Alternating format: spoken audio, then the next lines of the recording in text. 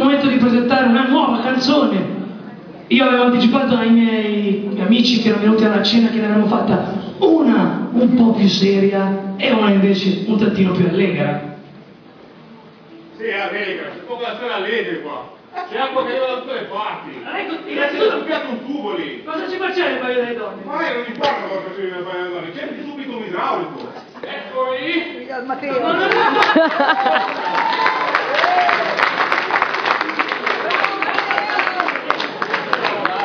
Andiamo a lavorare, questo che è proprio il concetto che mi dice mi lasci lavorare.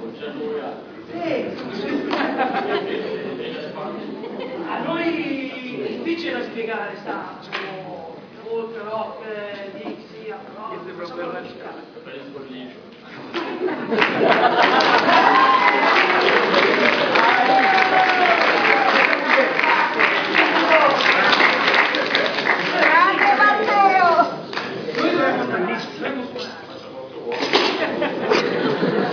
Dicevamo, una nuova canzone che dobbiamo... Vabbè, tanto lui arnezza. Questo neologismo. Insomma, noi vogliamo presentarvi una canzone nuova, questa volta più allegra, che racconta di come spesso noi ragazzi, e tutti voi probabilmente, abbiamo puntato sempre una bella ragazza che puntualmente non ci sta. E insomma c'è quella, c'è quell'altra, le punti tutte ma niente, con nessuna. Donne di cuori, donne di fiori, donne di quadri, manco una. C'è solo una con la quale ci ritroviamo sempre e puntualmente, con la donna di picche.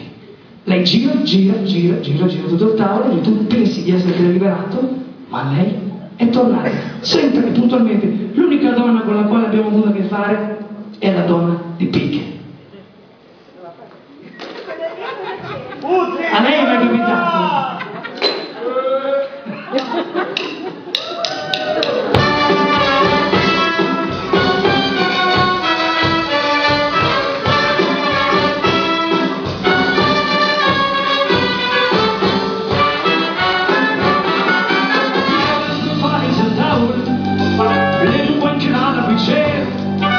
Sguardo piccato, calzocci per guardare che e poi vedere quanti donchi che